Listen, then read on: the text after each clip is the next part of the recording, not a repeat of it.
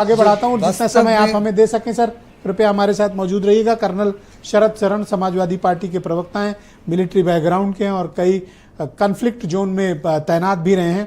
Colonel साहब शुक्रिया आपका।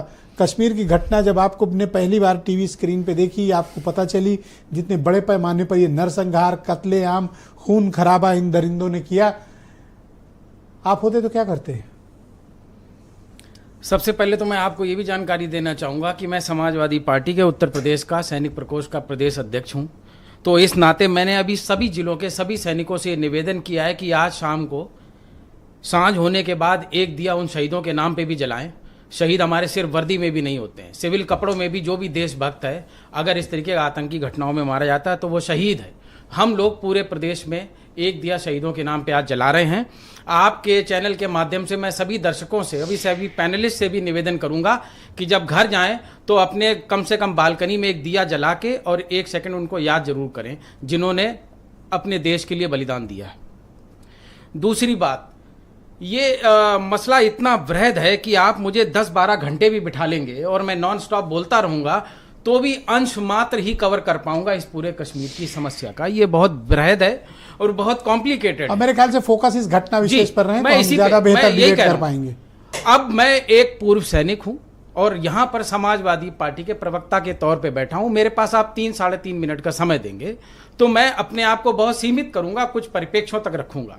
पहली बात, सिक्योरिटी फोर्सेस के किसी भी क्रियाकलाप को किसी भी राजनीतिक परिप्रेक्ष्य से नहीं जोड़ना चाहिए, किसी दल और किसी पार्टी से नहीं जोड़ना चाहिए। ये नेता 5-5 साल में सरकारें आती जाती रहती हैं। सिक्योरिटी फोर्सेस को अपना काम करना है, इसमें कोई शक नहीं। हालांकि अब सिक्योरिटी फोर्सेस को भी अलग अलग तरीके से अलग अलग मानसिकता के लोग डिस्टर्ब कर रहे हैं और इंट्रूड कर रहे हैं और उसकी गत अभी देखनी सिर्फ शुरुआत हुई है। मैं यहां पे आपके माइक पे पूरी बात नहीं बोल सकता हूं, लेकिन आंशिक तौर पे जरूर बोलूंगा कि इस समय पलटनों में 150-150, 200-200 फौजियों की कमी है और अग्निवीरों के लिए आदेश है कि इनको प्यार से रखो, ये भगोड़े ना हो जाएं। इस हालत में ऐसी सेना बनाने का जिम्मेवार कौन? तो कम से कम मैं फौजी होने के नाते यह कहता हूं कि जो भी फौजी अग्निवीर के साथ है वो फौज के नमक का गद्दार है, वो देश का गद्दार है। यह मेरा व्यक्तिगत मत है और मैं इससे नहीं बदलूंगा। व्यक्तिगत मत है?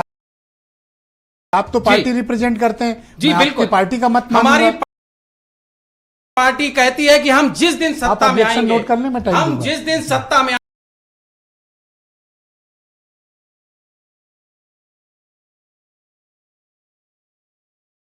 आएंगे सबसे पहले अग्निवीर योजना खत्म करेंगे।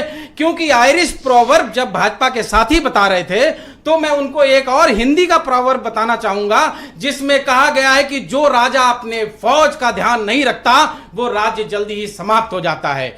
इसी मूल भावना के साथ मेरा नेता मिलिट्री स्कूल का पढ़ा हुआ है, उसने कहा है कि सबसे पहले अग्निवीर समाप्त होगा क्योंकि जो देश अपने फौजी की पे और पेंशन नहीं दे सकता है वो देश में देशभक्ति के बोलने के लिए अधिकारी नहीं है। आप मेरा समय, मुझे समय नहीं दे रहे हैं दिनेश जी। अब मैं आपको एक बहुत बढ़िया सुनाना चाहता हूं, मुझे 30 सेकंड में सुना ले लें सर। इमोशनल नहीं होना है, मैं बिल्कुल, मैं फौजी हूं, आज इमोशन के साथ हूं, सुनिएगा। सर कहना चाहता हूं मेरे फर्स्ट टाइम वोटरों को, क्या आपका पहला वोट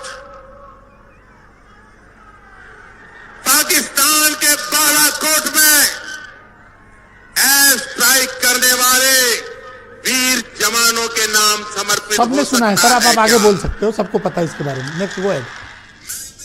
आप बंद कर दें, उसको बंद कर दें, उसको बंद करें, उसमें आवाज आ रही है। तो मेरा निवेदन ये है कि ऐसे भाजपाई बानरों को कम्बैट ड्रेस में चुनाव में उतार के वोट मांगने के लिए ना लगाएं। वर्दी मैं भी नहीं पहनता हूं जब वोट मांगने जाता हूं, मैंने तो पहनी है 22 साल। तो ये तिवारी जी तो सिर्फ डांस करते हैं, इन्होंने क्यों पहना?